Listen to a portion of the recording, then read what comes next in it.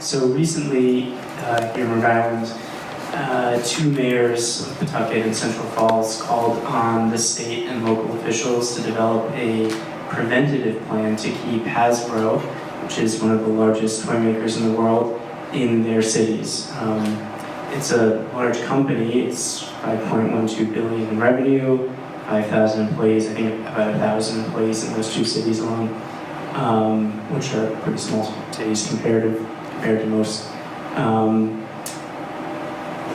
Anyways, this company is large, but it's not important in the way that utilities are, banks, healthcare, energy, transportation, other examples that you give in your book that sort of lend themselves towards public ownership. The implication of the press releases of these mayors was that they were calling for significant tax benefits to incentivize the company to stay. Where would such an enterprise as this fit into public ownership models? Or yeah, that's a great question. I'm sure everyone's seen the Amazon HQ2 debacle that's been going on. My area, Northern Virginia, outside Washington, D.C., is sort of one of the parts of the second headquarters.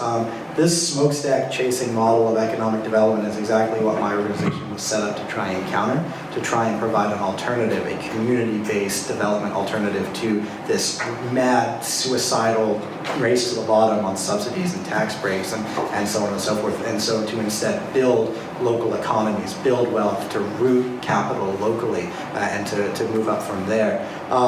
So, just off the top of my head, one thing that I could think of is that if you took all the money that you were going to spend on the subsidies and the tax breaks and so on and so forth, and instead you bought out some of that company and you maybe had some sort of ownership stake, you could then potentially root that company locally. So, people may know Matt Brunig at the People's Policy Project in DC. He's been working on a social wealth fund idea, which is based on those sovereign wealth funds that I mentioned earlier, based on the Norway model and so on and so forth.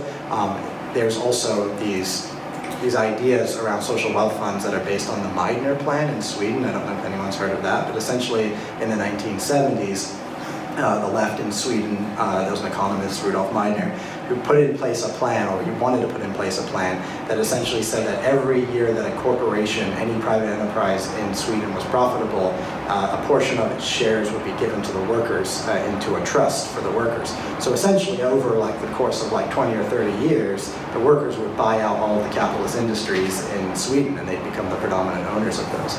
There's a way to do that with a social wealth fund, a publicly owned social wealth fund as well. You could essentially buy out parts of a company over time. And already local communities do this to an extent. So lots of local communities, almost every single local community through their economic development agency provides loans or provides investments to companies. Some localities and some states actually take equity. They take shares in local companies. And in Maryland, they had I think it was the Maryland Enterprise Fund that was operating for a while. It was a state economic development fund. And essentially it was a revolving loan fund. And what they would do is they would make investments in early stage technology companies, biotech, pharma, whatever, and they would have a requirement that you had to, as long as there was a public investment, you had to stay in the state for 3 to 5 years, and that when they were, once they were seeded and whatever, the state would then sell it for a profit and put the money into buying equity in new companies, and so on and so forth. And they use this as an economic development model. You could do that and maybe not sell it, or you could maintain and have the investments and require them to stay for 10 years or 15 years, and that way to root these companies and break out of this blackmail economic development game.